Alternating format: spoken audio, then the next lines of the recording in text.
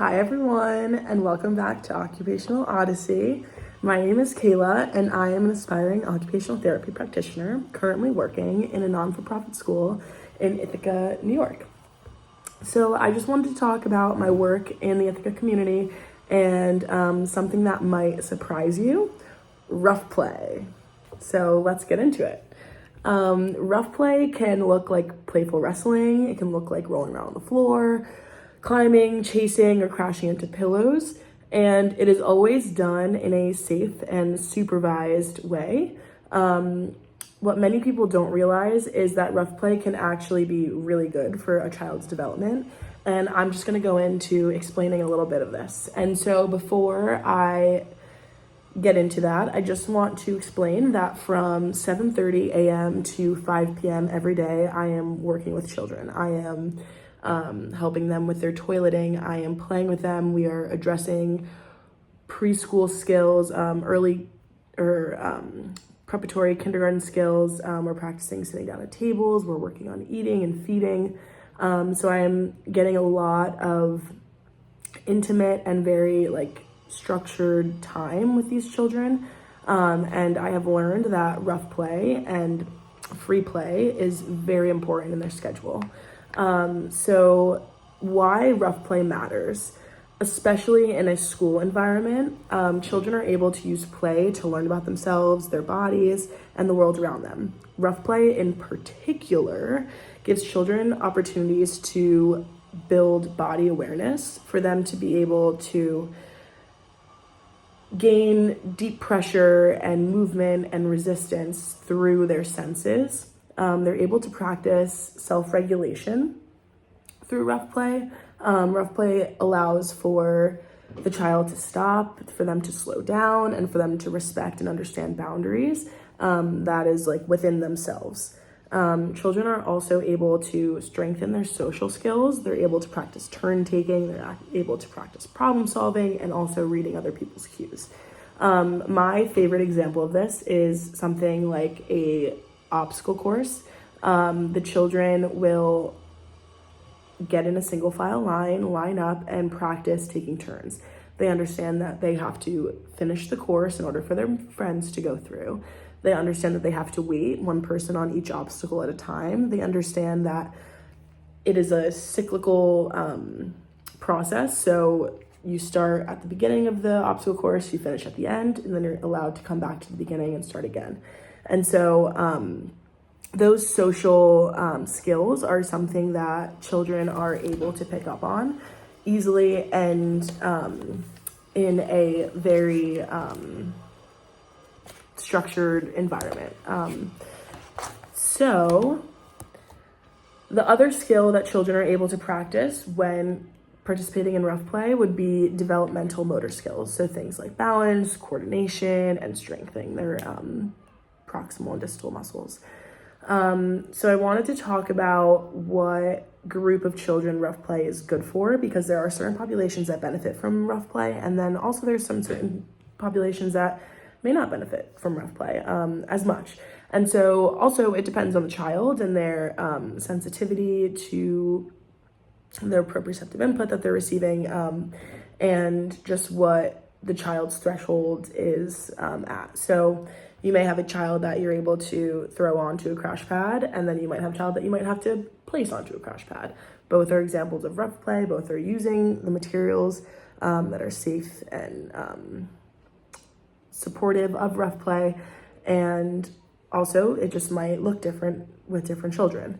So children who have sensory processing difficulties, rough play is going to be especially helpful for. These are children who seek movement, who seek crashing and big body input.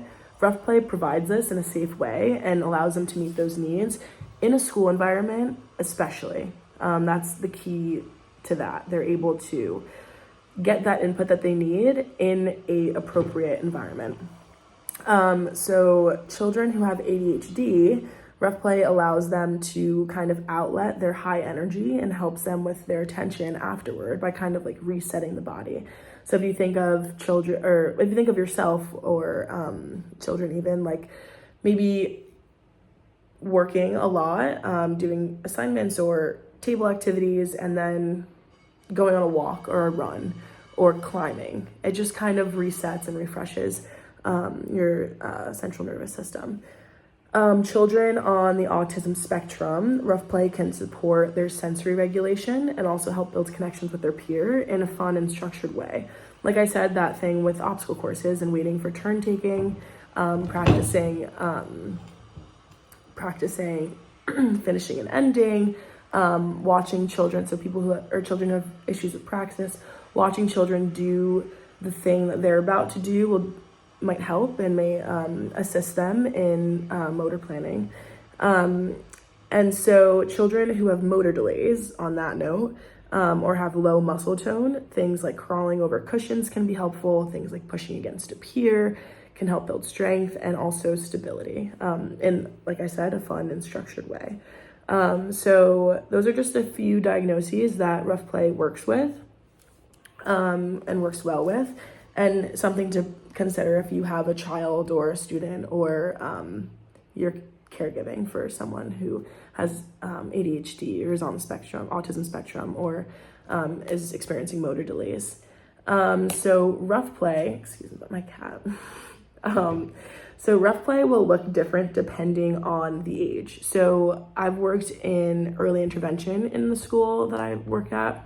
So I've worked with children from the infant years to preschool years. And so it looks different with every age. And like I said, every child is different. So with toddlers and preschoolers, I'm just gonna move Lily out of the way.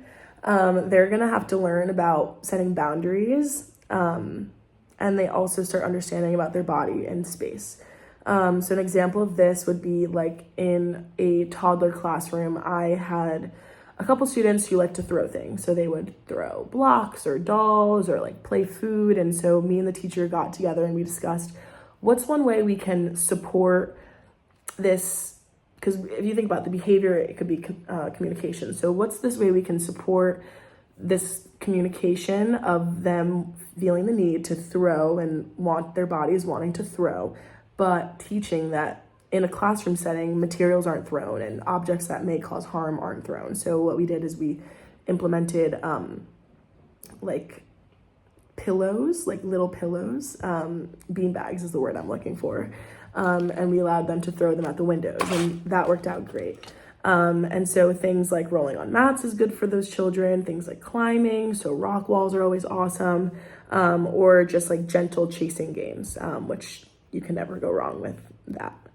So elementary school or elementary age children can handle a more structured rough play. So things like tug of war, things like wrestling with rules, of course, and group games will help them practice social negotiation and also practice self-control. So that is an example of like how things might look different from toddlers to elementary age children. And so the main difference is the rules that they're following. It's going to be easier to implement rules the older the children get. And so then when we go to older children and teenagers, maybe like adolescents, rough play kind of shifts into sports and more of like physically active games, maybe like martial arts. And it gives them a healthy outlet for their energy. It helps them understand teamwork. And yes. Sorry, my cat is like... and so for environments, so in the school I work at, which is a part of Ithaca's nonprofit community, we see the power of play. So there is a emphasis on creating the right environment to promote play. And so you'll see things like safe spaces. So you'll see crash mats, you'll see open floors, you'll see clear boundaries being set in play settings. Things like don't hold on to each other, or like hands on our own body. And so you also will see supervision during playtime. So we will have staff spread about the room, watching the children, how they're playing, just making sure that everyone's following rules and being safe. And so kids will be able to know what's allowed and what's not allowed, and then also respect each other's limits. So if we hear a kid saying stop or no, then a teacher will intervene and just emphasize that with the child. There will be also an integration of other supports. So rough play can be paired with behavioral approaches, early intervention services, and also individualized education plans. So that's IEPs, and that way the rough play is not just fun, but it's also therapeutic and purposeful. So without further ado, the next time you see a kid rolling around on a mat or running around chasing or just playing a little rough with each other, remember, with the right support, this type of play is not only safe, but it's essential for learning and growing, and also thriving.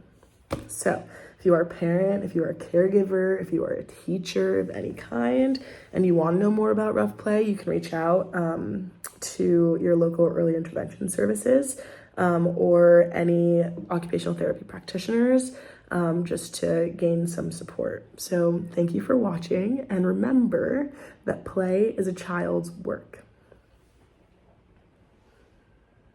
Bye, guys.